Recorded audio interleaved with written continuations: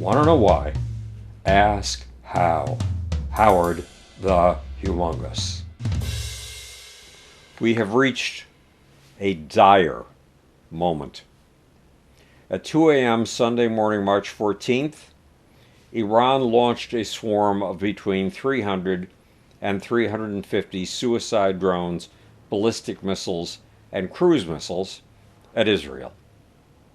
Israel's Stunner missiles, Arrow missiles, and Iron Dome missiles, with help from the French and Americans, knocked 99% of these weapons out of the sky.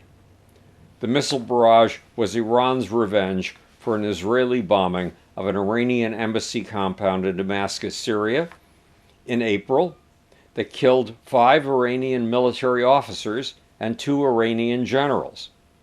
Those generals were leading an Iranian war against Israel, a proxy war in which Iran's puppet armies, Hamas, Hezbollah, the Houthis, and Shiite militias in Syria and Iraq, were attacking Israel with over 50 missiles a day. Yes, the generals were leading an Iranian proxy war that was carried out by what Iran calls its ring of fire and its ring of resistance around Israel. The war was started by Iran's proxy, Hamas, when it attacked southern Israel and killed 1,200 men, women, and children on October 7th. Let's be blunt. Iran not only started a regional war, it answered Israel's embassy bombing with over 300 missiles, which means Iran was guilty of a massive escalation. Now the world is waiting for Israel's response.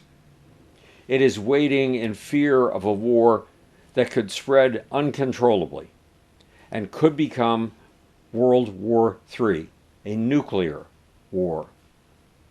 To understand how crucial this moment is for Israel's very survival, you have to remember that Iran is 70 times the size of Israel and has 8 times as many people. An attack on Israel with over 300 missiles is as if China were to swear for 45 years to wipe the United States off the map. Then, as if Beijing were to launch 13,200 missiles at our cities and military bases, all at once. Yes, you heard that right. It's as if over 13,000 missiles were rained on America simultaneously. How would we respond? Iran has sworn that if Israel answers its attack, Iran will use weapons it has never used before. And Iranian President Ebrahim Raisi told an annual military parade Wednesday, April 18th, that Iran will answer Israel with an even bigger attack. And nothing will remain from the Zionist regime. It will wipe Israel out. In fact, Raisi warned of a massive response if Israel launches even the tiniest invasion.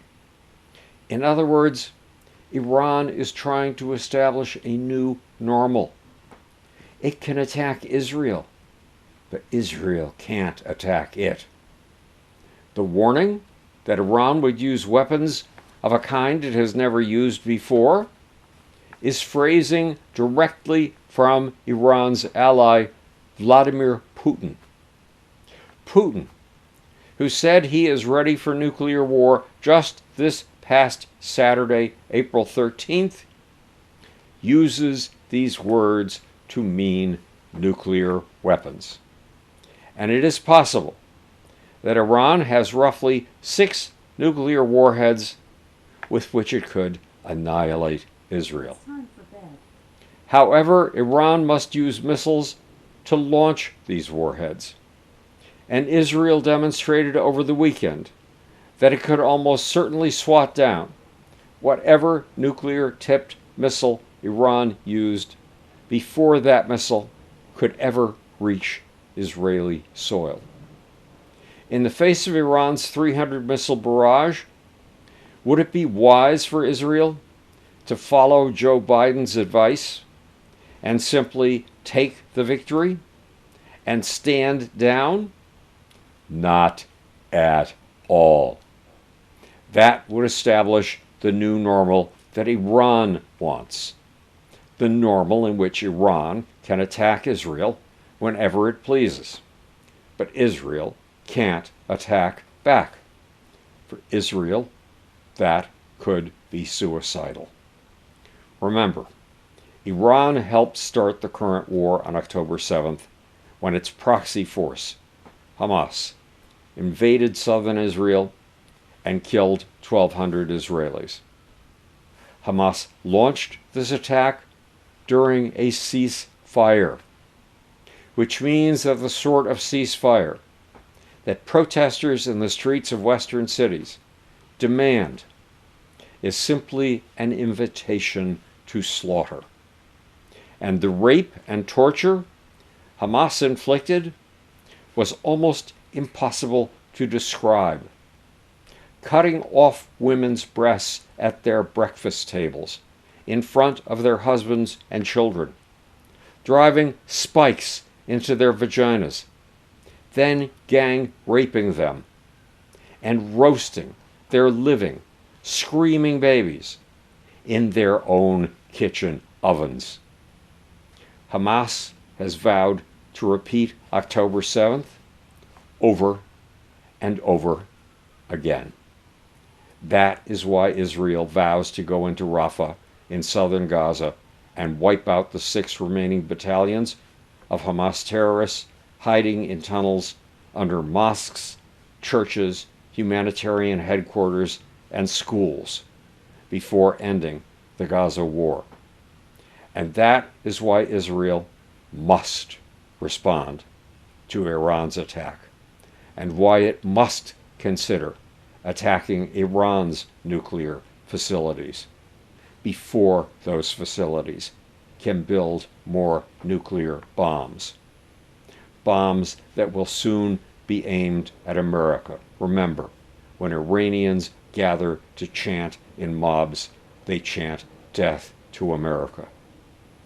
Israel must do all this even though Iran has nuclear backup.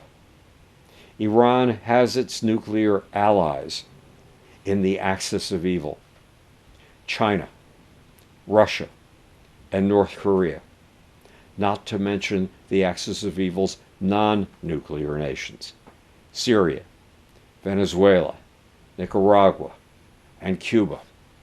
All of these nations could easily come to fight at Iran's side, which would mean World War III. This is Howard Bloom, speaking to you from the future. It's your job and my job to make. Or, well, I don't know why. How can you laugh after that? What we've just gone over. Want to know why? Nonetheless, ask how. And now for that sneaky, sleazy off button.